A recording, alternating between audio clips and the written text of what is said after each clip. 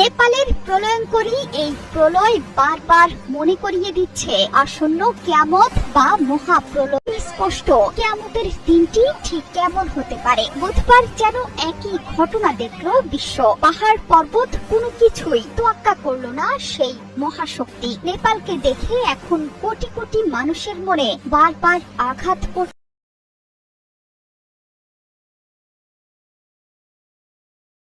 বড় মিল। প্রকাণ্ড হরপা বান ঘন ধোয়ার কুণ্ডলী নিয়ে আকাশ ভরে যেন মাটিতে নেমেছে। সামনে যা পাচ্ছে সবকিছুই যেন ধুয়ে মুছে সাফ করে দিয়েছে। দৌড়াতে থাকা মানুষগুলোকে কয়েক সেকেন্ডের মধ্যে তলিয়ে নিয়েছে। হরপা বানের বেশ ধরে প্রকাণ্ড এক মৃত্যুদূত হাজির হয়েছে হিমালয় কন্যা নেপালে।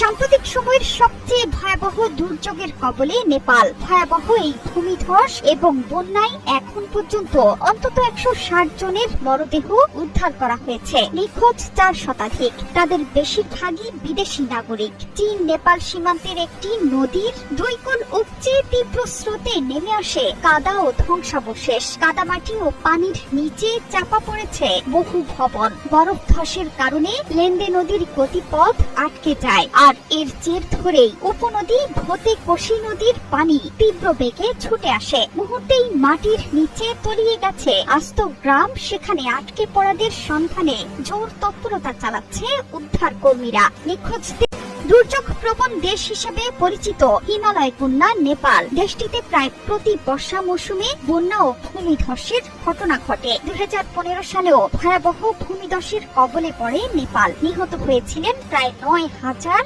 মানুষ। শুধু নেপালেই নয়, চীনেও নেমে এসেছে প্রলয়। নেপাল অংশের ভূমিধসের কারণে তিব্বতের জিরং বন্দরে ব্যাপক হতাহত ও বেশ কয়েকজন নিখোঁজের ঘটনা ঘটেছে। নিখোঁজ ব্যক্তিদের উদ্ধারে সর্বাত্মক অভিযানের নির্দেশ দিয়েছেন দেশের প্রেসিডেন্ট শি জিনপিং।